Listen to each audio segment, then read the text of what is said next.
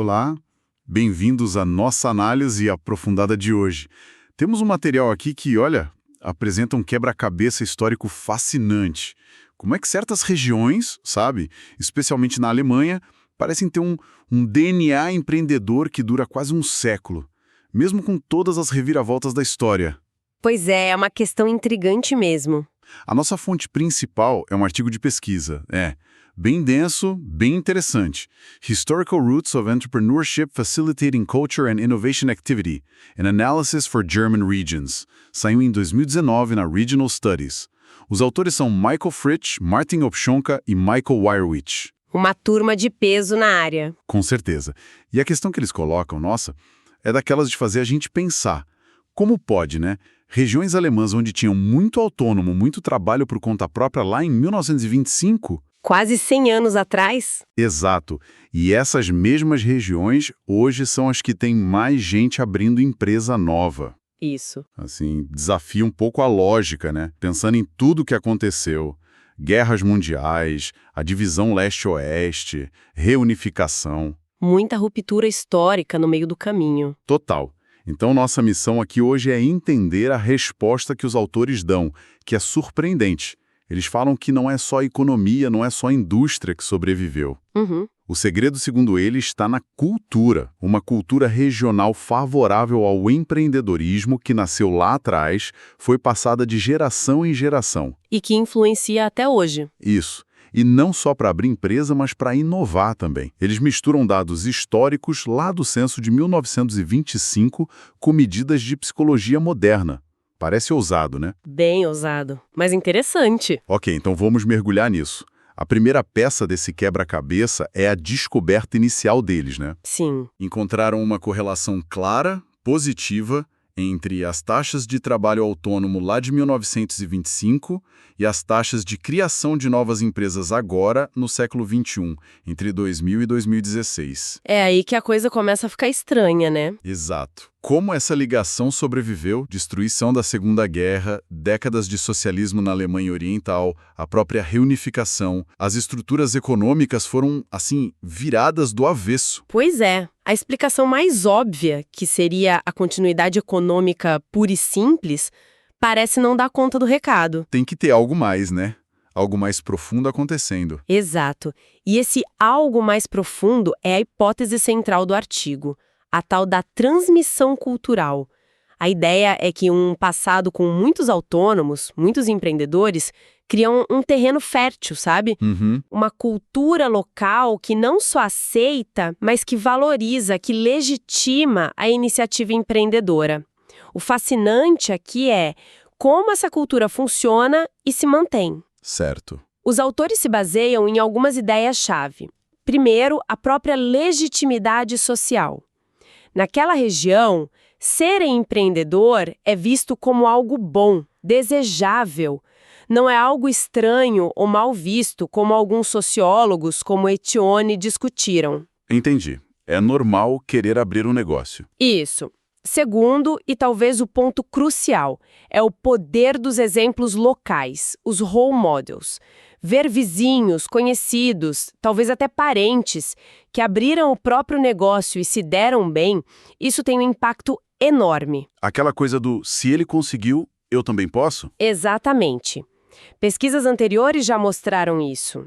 E terceiro, essa cultura pode ajudar a diminuir o medo de falhar, o estigma do fracasso, que a gente sabe que é uma barreira gigante em muitos lugares. Assim, o medo de dar errado paralisa muita gente. Com certeza. Um dos autores, o Weyrwich, já tinha pesquisado isso antes. Esses valores, essas normas, mesmo não estando escritas em lei nenhuma, viram o que o economista Douglas North chamou de instituições informais. As regras não escritas do jogo, né? Perfeito. E essas regras são incrivelmente resistentes à mudança, mesmo quando tudo em volta está desmoronando. Essa ideia dos modelos de referência me parece muito forte mesmo. É quase como se o sucesso do vizinho desse uma permissão para a gente tentar também, né? Como é que isso funciona na prática, segundo o estudo? Olha, funciona de várias formas que se conectam. Primeiro, como você falou, normaliza a carreira empreendedora. Não é mais vista como algo exótico ou super arriscado, mas como uma opção real, viável. Tipo, fulano abriu uma loja, talvez eu possa abrir a minha oficina. Isso. Segundo, ver os outros terem sucesso aumenta a nossa própria percepção de capacidade, a tal da autoeficácia. É o pensamento. Se ele conseguiu vindo daqui, do mesmo lugar que eu, talvez eu também consiga. Faz sentido. Terceiro, simplesmente ter mais empreendedores por perto oferece mais chances de aprender como as coisas funcionam na prática. Como registrar empresa, como achar cliente, como resolver pepino. É um aprendizado informal, quase por osmose, sabe? Entendi. Então, um empreendedor vai inspirando o outro, que vira modelo para o próximo, e isso cria um ciclo que vai se alimentando sozinho ao longo do tempo.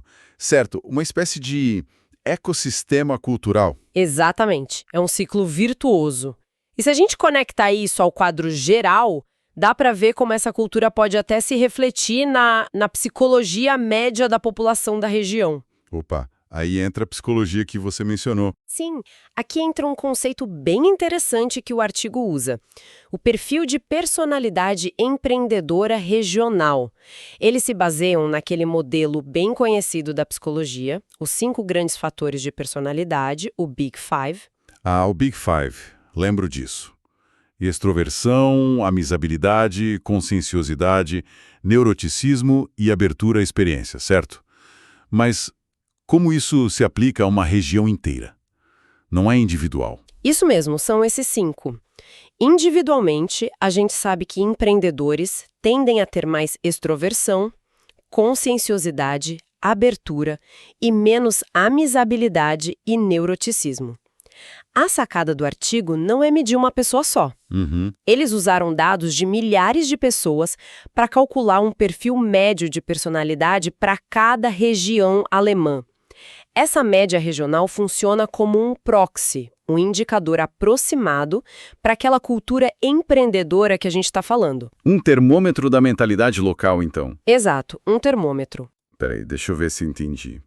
Um perfil médio de personalidade de uma região inteira, baseado em questionários online, é isso? Para medir uma cultura que foi moldada há 100 anos, isso não parece um salto meio grande?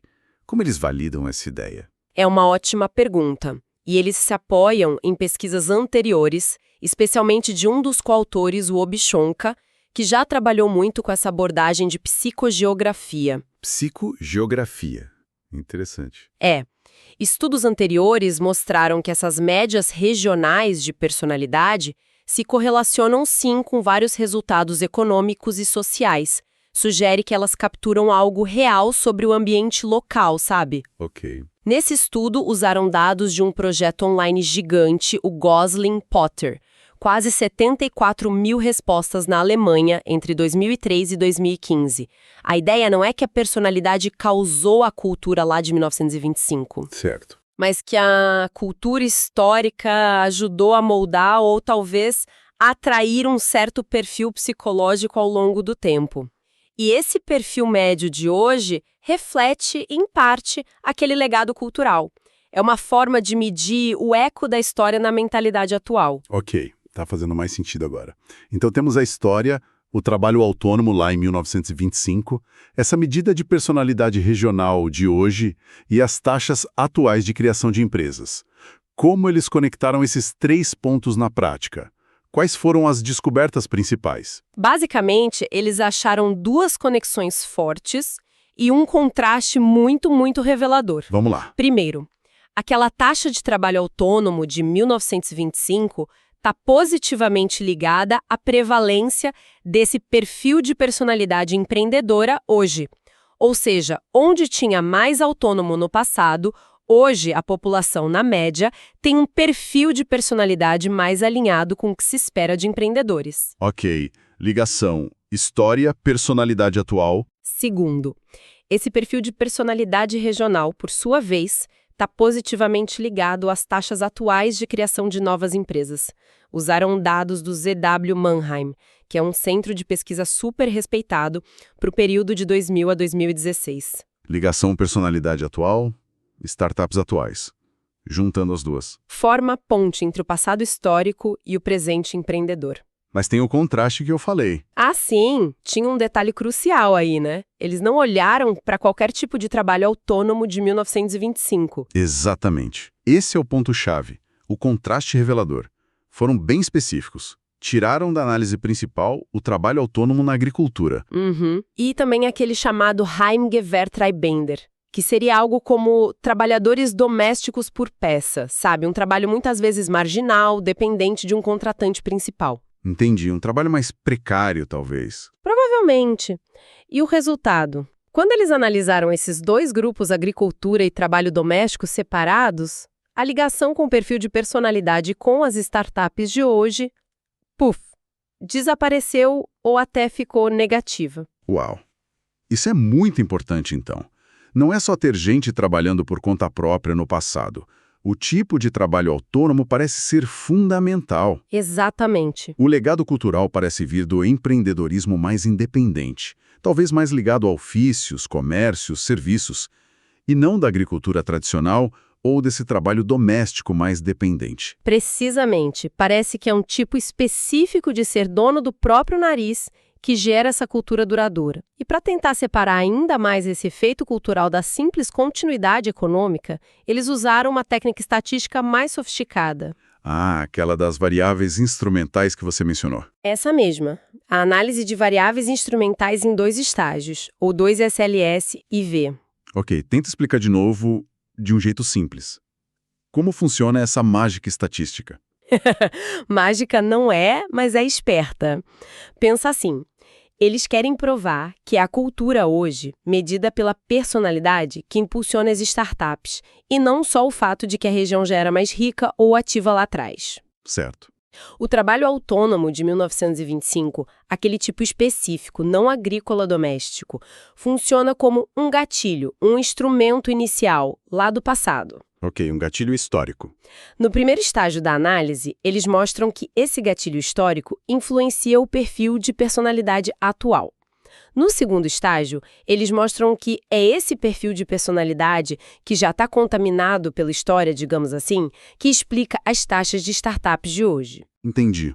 É como usar o passado bem distante para dar um empurrãozinho na medida de cultura de hoje, isolando a parte que vem desse legado histórico, e ver se só essa parte ainda consegue prever o que acontece no presente. Exatamente essa lógica.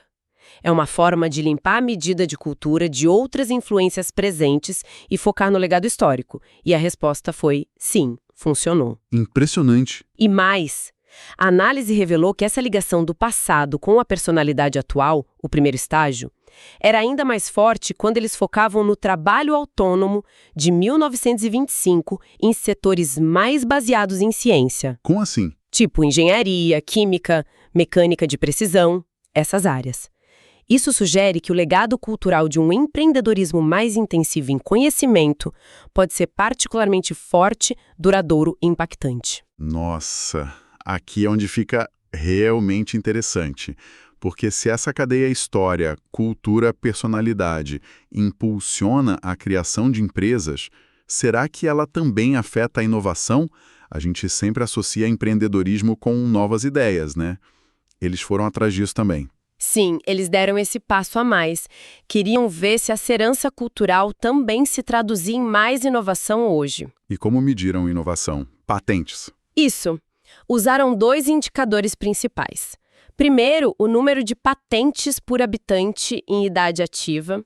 Usaram dados de uma base chamada RGPAT de 2000 a 2012. Ok, patentes como resultado da inovação. E segundo, a porcentagem de pessoas empregadas em pesquisa e desenvolvimento, famoso P&D, com dados do emprego alemão, de 2000 a 2014.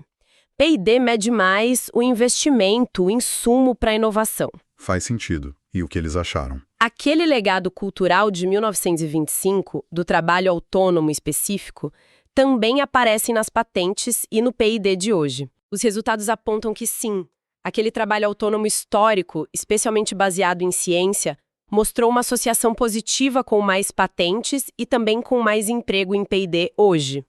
Embora a ligação com o P&D tenha ficado um pouquinho mais fraca quando eles controlaram por muitos outros fatores regionais atuais, tipo estrutura industrial, nível de educação, etc. Entendi. Além disso, o perfil de personalidade empreendedora regional também se mostrou positivamente ligado à inovação. E essa ligação foi especialmente clara e robusta com as patentes. Então, a cultura personalidade parece mais ligada ao resultado, patentes, do que ao insumo, P&D. Parece que sim. E, de novo, usando aquela análise de 2 estágios, 2 SLS e IV, eles viram que o perfil de personalidade, usando o trabalho autônomo histórico baseado em ciência como instrumento, era um previsor significativo das taxas de patentes regionais. Isso levanta uma questão interessante, né? Por que essa ligação seria mais forte com patentes? Pois é uma pergunta que o próprio estudo deixa em aberto para discussão. Talvez essa mentalidade empreendedora regional influencie mais a capacidade de transformar conhecimento e ideias em inovações concretas, patenteáveis. Do que simplesmente a decisão de contratar mais gente para P&D, que pode depender de outros fatores também. Pode ser por aí. E tem mais uma camada histórica interessante que eles acharam sobre inovação. Qual? Eles viram que a distância de universidades importantes que já existiam antes de 1900, tanto as clássicas quanto as politécnicas, ainda hoje impacta negativamente a inovação. Sério? Mesmo hoje? Hoje. Isso mostra como a infraestrutura de conhecimento do passado também deixa marcas muito, muito duradouras. Não é só a cultura empreendedora, mas o acesso ao conhecimento formal também. Caramba! Então, o que tudo isso significa no final das contas? Se a gente junta todas essas peças, o quadro que emerge é realmente impressionante, né? Com certeza. A história regional importa, e muito. Mas não só pelos caminhos econômicos óbvios que a gente costuma pensar. Ela deixa um legado cultural, quase psicológico, que vai moldando a mentalidade das pessoas ao longo de gerações. Um passado com o tipo certo de empreendedorismo, aquele mais independente, talvez baseado em conhecimento, parece que cultiva um ambiente onde ter iniciativa, ser aberto a novas ideias, tomar riscos, se torna mais comum. Sim, vira parte do jeito de ser daquela região. E essa cultura que eles mediram através do perfil de personalidade médio da região, é que acaba impulsionando tanto a criação de novas empresas, quanto a capacidade de gerar inovação décadas e décadas depois, apesar de tudo. É uma cadeia longa, mas que parece fazer sentido. As evidências são essa teia de conexões que a gente discutiu, o trabalho autônomo específico lá de 1925 ligado à personalidade regional hoje. Essa personalidade ligada às startups e patentes atuais. A ausência dessa ligação para a agricultura e para o trabalho doméstico. O papel especial do empreendedorismo científico histórico. E a validação pela análise de 2 estágios. É uma argumentação bem robusta para mostrar a força, às vezes invisível, da cultura regional. Sim, é uma perspectiva muito poderosa sobre desenvolvimento regional. Mas claro, como em toda boa pesquisa, os próprios autores reconhecem que ainda ficam perguntas em aberto, né? Sempre ficam, né? Quais seriam as principais? Bom, por exemplo, os mecanismos exatos de como essa cultura é transmitida de uma geração para outra, como esses valores sobrevivem, se adaptam, com tanta mudança social, tecnológica, política, isso ainda precisa ser mais detalhado. Entendo. A caixa preta da transmissão intergeracional. Exato. Outra questão complexa é o impacto real daqueles choques históricos gigantescos, a Segunda Guerra, o período socialista na Alemanha Oriental. O estudo tenta controlar por isso usando variáveis para os estados federais, mas a interação entre esses eventos e a cultura local é sem dúvida super complexa. Com certeza. E tem a questão da mobilidade. Será que as pessoas que já têm um perfil mais empreendedor simplesmente se mudam para essas regiões que historicamente são mais dinâmicas? Ou a cultura local realmente molda os habitantes que já estão lá? Provavelmente é uma mistura dos dois, mas separar esses efeitos é difícil. A velha questão. A pessoa faz o lugar ou o lugar faz a pessoa? Exatamente. E claro, a pergunta lá do começo. Por que algumas regiões já tinham mais desse trabalho autônomo específico lá em 1925? Foram recursos naturais, instituições políticas locais, algum evento histórico particular, acaso? São pistas para futuras investigações. E essas perguntas em aberto nos levam a uma reflexão final, talvez um pouco provocativa, baseada no que essa pesquisa sugere pra gente. Manda. Se o estudo está certo ao mostrar que um tipo muito específico de herança empreendedora não agrícola, não dependente, especialmente a baseada em ciência, molda a cultura e o potencial de inovação de uma região de forma tão duradoura, tão única. Uhum. O que isso implica para as políticas de hoje que tentam fomentar o empreendedorismo, a inovação? Será que adianta aplicar a mesma receita tamanho único em todo lugar? É uma boa pergunta. Ou talvez fosse mais eficaz, sei lá, desenhar estratégias que levem em conta essa herança cultural específica de cada lugar? Reconhecer que o ponto de partida, as alavancas culturais, podem ser muito diferentes de uma região para outra. E faz todo sentido pensar nisso, uma abordagem mais customizada, né? Exato. Fica aí o pensamento.